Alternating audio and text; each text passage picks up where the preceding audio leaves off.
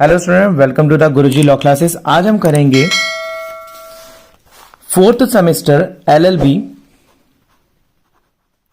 3 years का हमारे पास एक सब्जेक्ट है कंपनी लॉ, कंपनी विधि, जिसका कोड नंबर है K4001। मैं आपको इस वीडियो के अंदर इंपॉर्टेंट क्वेश्चंस कराने जा रहा हूं विद हिंदी नोट्स के साथ। अगर आपको ये नोट्स चाहिए तो मैं आपको फ्री पीडीएफ प्रोवाइड करूंगा इन नोट्स की। आप मेरे इस नंबर पर व्हाट्सएप करके बता सकते हैं, मेरी टीम आपको नोट्स की पीडीएफ अवेलेबल कराएगी। और आप www.gurujiclasses.in पर भी लॉगिन करके इसके टेस्ट पेपर्स को आप कर सकते हैं ताकि आप और अपने एग्जाम को मजबूत कर सके। चलिए करते हैं कुछ इंपॉर्टेंट क्वेश्चंस के साथ शुरुआत। यहां पर एक क्वेश्चन मेरे पास है, न्यूनतम अभिधान। न्यूनतम अभिधान क्या होता है? देखिए, इसको बोला जाता है मिनिमम पे वैल्यू। यानी कि यदि कंपनी ने कुछ ऐसे शेयर्स को निकाला है जिसमें मिनिमम वैल्यू कुछ फिक्स है, अगर आप उसको पे करेंगे तभी जाके आपको जो शेयर्स हैं वो अलॉट होंगे, यानी कि प्रोवाइड होंगे, तो उसे बोला जाता है न्यूनतम अभिधान। देखिए, जो स्टूडेंट लॉ के अंदर आए हैं और वो अकाउंट्स के बारे में और मैथ्स के बारे में नहीं जानते हैं, अकाउंट्स, बिजनेस स्टडीज जो 11th और कॉमर्स के सब्जेक्ट होते हैं, वो स्टूडेंट्स इसको बहुत इजीली कर लेते हैं कंपनी लॉ को, क्योंकि उनको उसमें पढ़ाया जाता है इक्विटी क्या होता है, शेयर्स क्या होता है। पर जो स्टूडेंट्स बिल्कुल नए हैं इसके लिए, वो इसको नहीं कर पाते हैं। तो मैं आपको बता दूं कि इक्विटी मार्केट बोला जाता है शेयर मार्केट को, जहां पर शेयर्स का आवंटन यानी कि बांटना और शेयर्स का खरीदना और बेचना किया जाता है। उसमें अगर मिनिमम वैल्यू आपने कंपनी को पे कर दी तो ही आपको शेयर्स दिए जाएंगे, अदरवाइज आपको शेयर नहीं दिए जाएंगे। किस तरीके से क्वेश्चन आता है, चलिए देख लेते हैं। क्वेश्चन यहां पर दे रखा है, जब शेयर्स आम जनता को जारी किए जाते हैं तो यह आवश्यक है कि न्यूनतम सदस्यता राशि यानी कि मिनिमम पे वैल्यू को सब्सक्राइब किया जाना चाहिए, ताकि आवेदक यानी कि जो शेयर्स खरीदना चाहते हैं उनको शेयर दिए जा सके, आवंटित किए जा सकते हैं। शेयर सदस्यता की इस न्यूनतम राशि को न्यूनतम सदस्यता भी कहा जाता है। कंपनी अधिनियम 1956 के अनुसार शेयर की न्यूनतम सदस्यता जारी की गई राशि के 90% से कम नहीं हो सकती।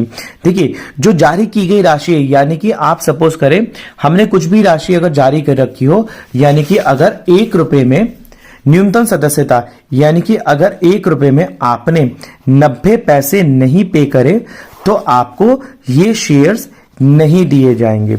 यानी कि 90% राशि अगर आपने नहीं दी तो आपको ये शेयर नहीं दिए जाएंगे।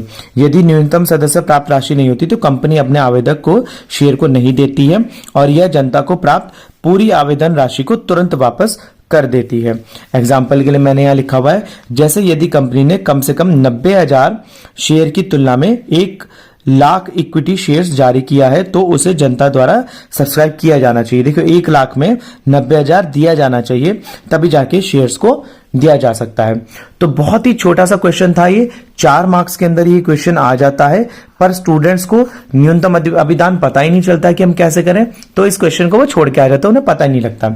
चलिए आगे करते हैं। एक अच्छा क्वेश्चन और हमारे पास है यहां पर, एक व्यक्ति कंपनी यानी कि सिंगल ऑनर कंपनी।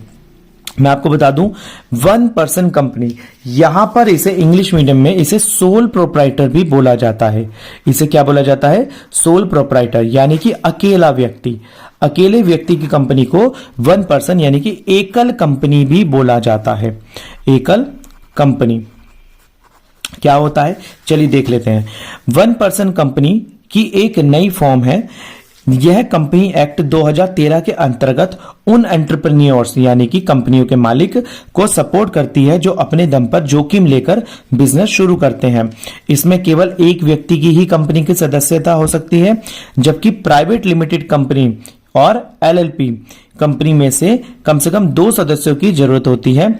दूसरी कंपनीज की तरह इसमें भी सदस्यता और कंपनी की एक पहचान कानूनी तौर पर अलग अलग होती है। मैं आपको बता दूं, देखिए, जो प्राइवेट लिमिटेड कंपनी होती है, देखिए पार्टनरशिप कंपनी के अंदर 2 मेंबर्स चाहिए। प्राइवेट लिमिटेड कंपनी में 2 या 2 से अधिक मेंबर चाहिए, पर 50 से कम। और लिमिटेड कंपनी इसमें 50 से ज्यादा मेंबर हो सकते हैं, पर इन सभी केसेस में कंपनी की सदस्यता होनी चाहिए, मतलब कि पहचान, कानूनी तौर पर इसे पहचान ही देना चाहिए। जैसे कि अगर मैं आपको बता दूं कि अगर एक व्यक्ति की कोई कंपनी है और वो आपको बता दूं एक मार्केट एसोसिएशन से हम अपने म्युनिसिपल कॉर्पोरेशन से रजिस्ट्रेशन कराते हैं, तो उसे एक व्यक्ति कंपनी का भी रजिस्ट्रेशन यानी कि कानूनी तौर पर उसकी भी पहचान करी गई है। इसके अलावा एक व्यक्ति कंपनी के कुछ विशेष लक्षण मैं आपको बता दूं। एकल सदस्य यानी कि एक व्यक्ति कंपनी में सिर्फ एक ही व्यक्ति की सदस्यता रहती है। दूसरी बात, नामांकित व्यक्ति यानी कि जिसके नाम पर वो कंपनी है। यह एक अनोखा लक्षण है, एक व्यक्ति कंपनी अन्य सभी कंपनियों में से अलग करता है। इस प्रावधान के तहत कंपनी के एक सदस्यता द्वारा किसी एक व्यक्ति को अपना नामांकित व्यक्ति नियुक्त किया जाना चाहिए। देखिए, एक सदस्य के द्वारा कि वो एक ऐसे व्यक्ति को नामांकित करे जो उसी के काम पर काम करता है। तो भविष्य में कंपनी की सदस्य मृत्यु के उपरांत, यानी कि जैसे देखिए कोई बाप है, उसका बेटा ही उस कंपनी को चलाएगा, तो वो एक तरीके से कानूनी तौर पर नामांकित व्यक्ति है जो उसकी मृत्यु के उपरांत या उसके अनुपस्थिति में उस कंपनी को संचालन करेगा यानी कि चलाएगा या उसका समापन कर सकता है। यह सिद्धांत अन्य कंपनियों में नहीं होता। अन्य कंपनियों में निरंतर उत्तराधिकारी का सिद्धांत का पालन होता है। अन्य कंपनी में क्या होता है, देखिए बोर्ड ऑफ डायरेक्टर्स चेंज होते रहते हैं, सीईओ चेंज होते रहते हैं, एमडी चेंज होते रहते हैं, यानी कि उत्तराधिकारी यहां पर चेंज होते रहते हैं। पर एकल कंपनी के अंदर ऐसा नहीं होता। जो मेन है उसके नीचे फिर बच्चा, फिर उसका बच्चा, या जिस भी को भी उसने अपने आप को हस्तांतरित या नामांतरित किया गया उसका होगा उस कंपनी को, तो उसे बोला जाता है एकल कंपनी की विशेषता। सो स्टूडेंट्स, इस वीडियो के अंदर के 4001 कंपनी लॉ के क्वेश्चंस अभी मैंने 2 डाले हैं। आपको मैं और क्वेश्चंस देता हूं अगली वीडियो में। मिलते हैं अगली वीडियो में, तब तक के लिए धन्यवाद।